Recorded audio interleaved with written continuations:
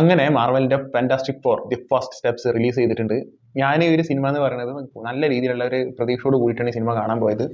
അതുകൊണ്ടാണ് ഞാൻ പറയുന്നത് ഈ സിനിമ അലക്കിയിട്ടിലും പടമാണ്. നിങ്ങൾ ഇത് കുറേ റിവ്യൂസിന് നെഗറ്റീവ് തന്ന്, ഇപ്പോൾ കുറേ ഓഡിയൻസ് റെസ്പോൺസിൽ നെഗറ്റീവ് തന്നു. ഇവർക്കൊക്കെ എന്താണെന്ന് വെച്ചിട്ടുണ്ടെങ്കിൽ എന്താ പ്രശ്നം എന്ന് എനിക്കറിയാം, ഞാൻ പറയണില്ല. പക്ഷെ പടം നല്ല പടമാണ്, നല്ലൊരു, അതായത് തണ്ടർ ബോൾട്ട്, ഇതിന് മുന്നിറങ്ങിയ തണ്ടർ ബോൾട്സ് ഉണ്ടല്ലോ, നല്ല മൂവിയാണ്. തണ്ടർ ബോൾട്ട് നല്ല മൂവി ആയിട്ടാണ് എനിക്ക് തോന്നിയത്. പക്ഷേ അതിനേക്കാളൊക്കെ ബെറ്റർ മൂവി തന്നെയാണ് ഫാന്റാസ്റ്റിക് ഫോർ എന്ന് പറയുന്നത്. നല്ല രീതിയിൽ ഇവർ VFX ചെയ്ത് വെച്ചിട്ടുണ്ട്, സിനിമാറ്റോഗ്രാഫി കിട്ടുവാണ്. ടെക്നിക്കലി പടം മാർവൽ റേഞ്ചിൽ നിൽക്കുന്ന ഒരു മൂവി തന്നെയാണ്. പക്ഷേ ഇതിന് മുന്നത്തെ ക്രിസ് എവൻസ് ഒക്കെ ചെയ്ത് വെച്ചിട്ടുള്ള ഫാന്റാസ്റ്റിക് ഫോറിനായിട്ട് താരതമ്യം ചെയ്യുകയാണെന്നുണ്ടെങ്കിൽ ഒന്നും താരതമ്യം ചെയ്യാൻ പറ്റില്ല. ഞാൻ ഇതിന് മുന്നേ സൂപ്പർമാൻ്റെ മൂവിയിലൊക്കെ പറഞ്ഞില്ല, ഹെൻറി കാവിലിന്റെ സൂപ്പർമാനും ഇപ്പോഴത്തെ സൂപ്പർമാനോട് കമ്പയർ ചെയ്യാൻ പറ്റില്ല എന്ന് പറയുമ്പോൾ രണ്ട് സൂപ്പർമാനാണ് എന്ന് പറഞ്ഞ പോലെ രണ്ട് ഫാന്റാസ്റ്റിക് ഫോർ തന്നെയാണ്. പക്ഷേ രണ്ടും കൂടെ താരതമ്യം ചെയ്യാൻ പറ്റില്ല. ഇത് കുറെ കൂടി ഫാമിലിക്ക് കൂടി കാണാൻ പറ്റുന്ന രീതിയിലാണ് ഈ സിനിമ എടുത്ത് വെച്ചിട്ടുള്ളത്. അതായത് കുറെ അഡൾട്ട് സീൻസ് അല്ലെങ്കിൽ കുറെ കിസ്സിങ് സീൻസ് ഒന്നും ഈ സിനിമയിലില്ല. ഇതിന് മുന്നത്തെ ഫാന്റാസ്റ്റിക് ഫോർ ഫാമിലിക്ക് കാണാൻ പറ്റുമോ ചോദിച്ചിട്ടുണ്ടെങ്കിൽ നിങ്ങൾക്ക് കണ്ടിട്ടുള്ളവർക്ക് അറിയാം. അപ്പോൾ ഈ ഒരു ഫാന്റാസ്റ്റിക് ഫോർ എന്ന് വെച്ചിട്ടുണ്ടെങ്കിൽ നല്ല രീതിയിൽ ഇവർ മേക്ക് ചെയ്തിട്ടുണ്ട്, നല്ലൊരു സ്റ്റോറി ലൈൻ ഉണ്ട്. പിന്നെ ഒരു കാര്യം പറയാം, കഷ്ടപ്പെടാതെ പോയൊരു സംഭവം എന്ന് വെച്ചിട്ടുണ്ടെങ്കിൽ ഇത് കോമിക്സിലുള്ള സ്റ്റോറിയാണല്ലോ അവർ എടുക്കുന്നത്. അപ്പോൾ ഈ മാർവലിൽ ഞാൻ ഇതിന് മുന്നൊക്കെ പറഞ്ഞിട്ട് ഗലാക്ടസ് എന്ന് പറഞ്ഞൊരു വില്ലൻ ഉണ്ട് മാർവൽ. ഇതിൽ വില്ലനാണ് ഈ ഒരു ഫാന്റാസ്റ്റിക് ഫോറിത്തെ വില്ലന് ഗലാക്ടസ് ആണ്. ഗലാക്ടസിന് ഇവർ ചെയ്ത് വെച്ചിരുന്ന രീതി ഉണ്ടേ, പൊന്നെ മക്കൾ. അതേപോലെ ഡബ് ചെയ്തിട്ടുള്ള ഒരാൾ റാൽഫ് എന്ന് വെച്ചിട്ട് എന്തോ ഒരു പേരാണ് ഗലാക്ടസിന് വോയിസ് കൊടുത്തിട്ടുള്ളത്. കിട്ടിയില്ലോ ആ ഡബിങ് ആർട്ടിസ്റ്റിന്റെ വോയിസ് തിയേറ്ററിൽ ഇരിക്കുമ്പോൾ കിട്ടിയ ഒരു ഫീല്.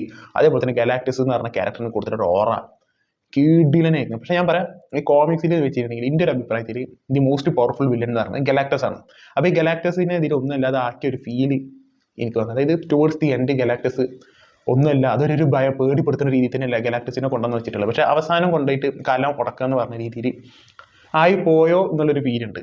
ഗലാക്ടസിന്റെ കാര്യമാണ് ഞാൻ പറയുന്നത്. അതാകെ എനിക്ക് ഒന്നും കൂടെ ഒന്ന് ഗലാക്ടസിന് ഒരു പിടുത്തം പിടിക്കണമായിരുന്നു. കാരണം ഞാൻ പറഞ്ഞ ഗലാക്ടസ് ആണ് ഏറ്റവും പവർഫുൾ വില്ലന്. പക്ഷെ ഇവരെ ഈ ഒരു സിനിമ ട്രീറ്റ് ചെയ്യുന്നത്, അല്ലെങ്കിൽ ഫ്രാഞ്ചൈസി ട്രീറ്റ് ചെയ്യുന്നത് ഗലാക്ടസ് മോസ്റ്റ് പവർഫുൾ വില്ലനായിട്ടല്ല, വേറൊരു വില്ലനാണ്. ഞാൻ എന്താ സംഭവം ഒന്നും പറയണില്ല. ഒരു ക്യാമിയോ റോൾ ഉണ്ട് ഇതിൽ, അതും കൂടി ഞാൻ പറയാം. ക്യാമിയോ റോൾ എന്ന് വെച്ചിട്ടുണ്ടെങ്കിൽ തിയേറ്റർ പൂരപ്പറമ്പായ ക്യാമിയോ റോളാണ്. അത് എപ്പോഴാണ് ക്രെഡിറ്റ് സീൻസിനാണ്. അത് 2 ക്രെഡിറ്റ് സീൻസ് ഉണ്ട്. ഫസ്റ്റത്തെ ക്രെഡിറ്റ് സീൻസെ കണ്ടാൽ മതിയാക്കി ഞങ്ങൾ നീച്ച് പോയിക്കോളിയാ.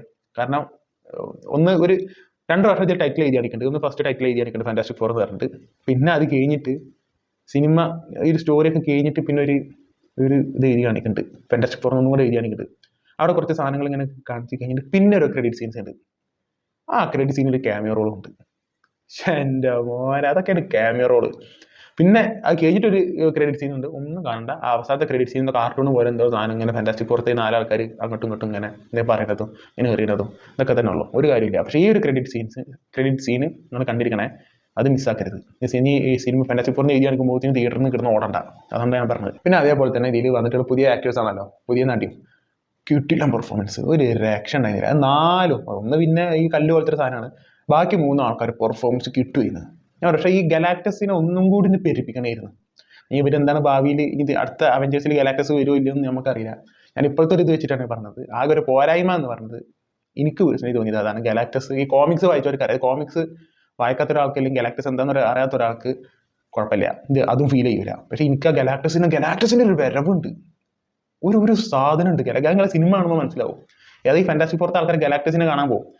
അവിടെ ഗലാക്ടസിന്റെ ഒരു എൻട്രി ഉണ്ട്.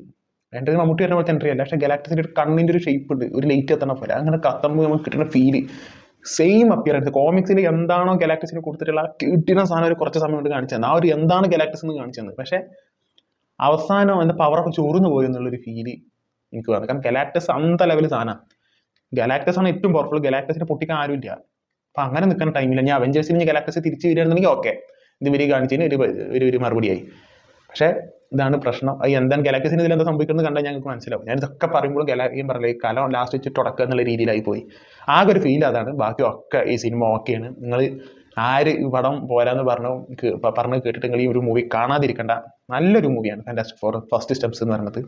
അപ്പോൾ നിങ്ങൾ സിനിമ കണ്ടിട്ടുള്ളവരാണെന്നുണ്ടെങ്കിൽ താഴെ കമന്റ് ബോക്സിൽ അഭിപ്രായം പങ്കുവെക്കുക. This tax signing out.